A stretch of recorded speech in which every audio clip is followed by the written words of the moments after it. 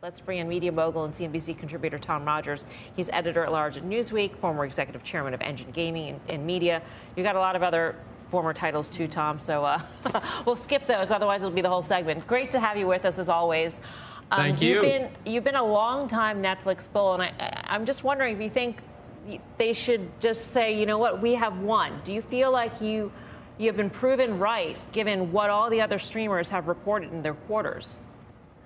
Well, I think I've been proven right that Netflix was going to emerge as the most valuable media company. It is more valuable than Disney today. If you pull out of Disney the parks business, which I really consider to be in the travel and leisure area more than media, Netflix's media value is probably 2 or 3 times the value of Disney as a media company. But look, Netflix still has things to prove, not the least of which is that password sharing, where it said 100 million people are getting the service without paying for it, can be something that they can correct. I think to the extent they can do that, they will demonstrate that they have an even more powerful franchise than the market is now giving them. Tom Karen, thanks for being on. So excellent call, obviously, over many years to be long Netflix. But so now they're clearly the winner. And so how do you think the rest of the field shakes out? It's crowded and everybody else is losing money and content costs are still very high. How do you, I've been expecting consolidation for a while. Doesn't seem to be happening. But how do you think it plays out from here?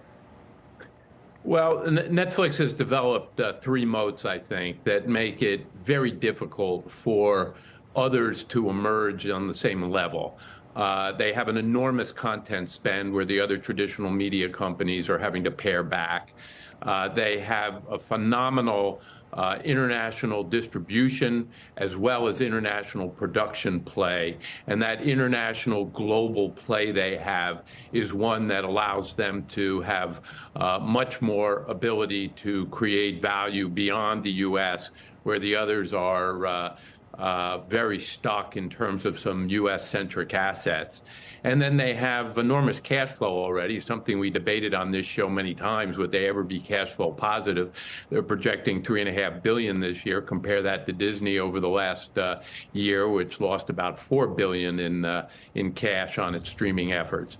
And you put that cash flow, and it helps them support those other 2 moats very significantly. So the others are burdened by a traditional business that just continues to decline, and cord cutting is getting worse. And now we're back to 58% of households in the United States having the cable satellite bundle, which was back where we were in 1992, 3 years after we launched CNBC. And that is just an indication of how difficult the hole is that the traditional media companies have to climb out of. And it's not just can they hit profitability in streaming? Can they be profitable enough to make up for that hole and more? And there's a real question mark as to whether they will. Consolidation will probably follow from that. There's no indication that consolidation is going to happen quickly. So in the meantime, the traditional media companies have a lot more to prove than Netflix.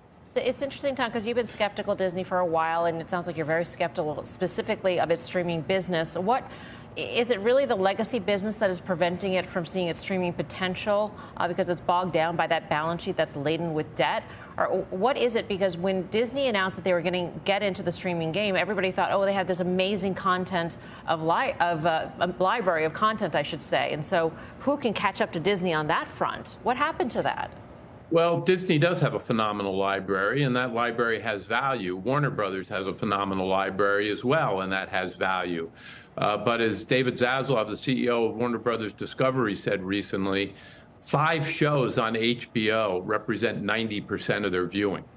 When you have a statistic like that, the value of a library relative to building a streaming service just is not as important as the kind of value you can build by creating new shows with the kind of content spend that Netflix can bring forward. Startling statistic, the top 10 list of Nielsen every week that comes out the combination of all the other streaming services together, Netflix has 3 times that viewing audience among the top 10 lists, and 5 times greater viewing than its next